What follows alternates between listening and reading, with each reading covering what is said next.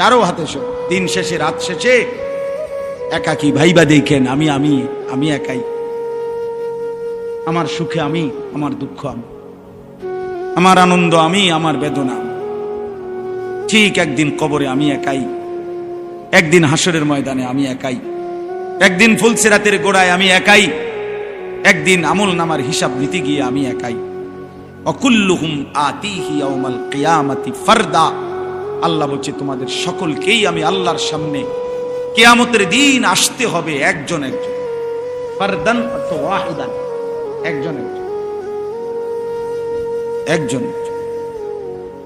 ইয়াবাসুহুমুল্লাহু জামিআন। আল্লাহ বলে তোমাদের সকলকে আমি আল্লাহ তাআলা হাসরের ময়দানে উঠাবো। ফায়ুনাব্বিউহুম বিমা আমিলু। সকলকেই তাদের পুরা জীবনের আমল জানাবো, আমি আল্লাহ শুনাবো। আহসাহুল্লাহু ওয়া নাসু। আল্লাহ বলেন আমি গুনে গুনে রেখেছি, যদিও তোমরা ভুলে গেছো। আমার মনে নাই, আপনারও মনে নাই। 2024 সাল গত বছর ঠিক এই দিনে এই টাইমে আমি আপনি কি করছিলাম আমার হয়তো মনে নাই, আপনারও মনে নাই, কিন্তু আল্লাহ তাআলা বলেন আমি গুনে গুনে। আল্লাহ তাআলার কাছে হিসাব আছে তো, ফেরেশতার কাছে হিসাব আছে তো, আমলনামায় লেখা আছে তো, অঙ্গ প্রত্যঙ্গ সাক্ষী আছে তো, জমিন সাক্ষী আছে তো। এত কিছু ফাঁকি দিবেন কেমনে? জমিনকে ফাঁকি দিবেন কেন? এই দেহকে ফাঁকি দিবেন কেন? ফেরেশতার আমলনামার খাতা ফাঁকি দিবেন কেন? ফেরেশতার স্মৃতিতে উনি মুখস্থ বলবে, সেটা ফাঁকি দিবেন কেন? আল্লাহর নজর ফাঁকি দিবেন কেন? আলাম ইয়ালাম বিআন্নাল্লাহা ইয়ারা। রব্বুল আলামিন বলে তুমি জানো কি বান্দা, আমি কিন্তু সারাক্ষণ তোমাকে দেখি। কতক্ষণ? কতক্ষণ? আল্লাযী ইয়ারাকা হিনা তাকুম ওয়া তাকাল্লুবাকা ফিস সাজিদিন। রব্বুল আলামিন বলে বন্ধু আপনি যখন নামাজে দাঁড়ান আমি সরাসরি আপনাকে দেখতে থাকি। আপনি যখন আমার বান্দাদের সাথে রুকু সেজদায় উঠা বসা করেন তখনও আমি আল্লাহ আপনার দিকেই তাকিয়ে থাকি, সারাক্ষণ দেখি। লা তাখুযুহু সিনাতুন ওয়ালা নাওম। রব্বুল আলামিন বলে আমার চোখে কোনো তন্দ্রাও নাই, ঘুমও নাই। আমি ঘুমাও যাই না, তন্দ্রাও যাই না, আমি জিমাইও না, আমি ঘুমাইও না। ওমা মাসসানা মিল লুগুব। কোনো কাজ করতে কখনোই কোনো ক্লান্তি আমাকে স্পর্শ করে না। আল হাইয়ুল কাইয়ুম। সর্বদাই আমি জীবিত আছি, সর্বদাই আমি প্রতিষ্ঠিত আছি এক অবস্থায়।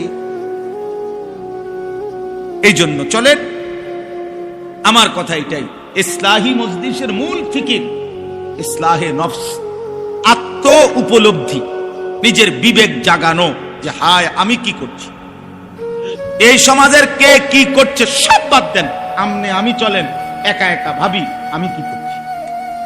এই মজলিসের ফিকির এটা, এই মজলিসের ইচ্ছা হলো কি এইটা, ইসলাহি মজলিসের মূল চেতনাই এটা। আত্ম উপলব্ধি মানে নিজের উপলব্ধি, নিজের উপলব্ধি, আত্মসংশোধন, আত্মশুদ্ধি, নিজের পরিবর্তন। প্রত্যেকেই বিবেক থেকে ভাবেন, ইনসাফ করে ভাবেন যে যে অবস্থানে আছি এভাবেই হাসরের ময়দানে দাঁড়ালে টিকবো তো? কথা বলেন না কেন? হাসরের ময়দানে টিকবো তো? তাইলে তো এটা বদলান, নিজেকে সুন্দর করেন, নিজেকে পরিবর্তন করেন। কোন মানুষই তো দুনিয়াতে দুনিয়াবি কোনো কাজে এক অবস্থার উপরে দীর্ঘদিন পড়ে থাকে না। দেশে থেকে পারে না, বিদেশ গেছে, বিদেশ গিয়া কুলাইতারে না, আবার দেশে আসছে। এই ব্যবসায় কিছু করতে পারে না তো আরেকটা ব্যবসা চেঞ্জ করছে।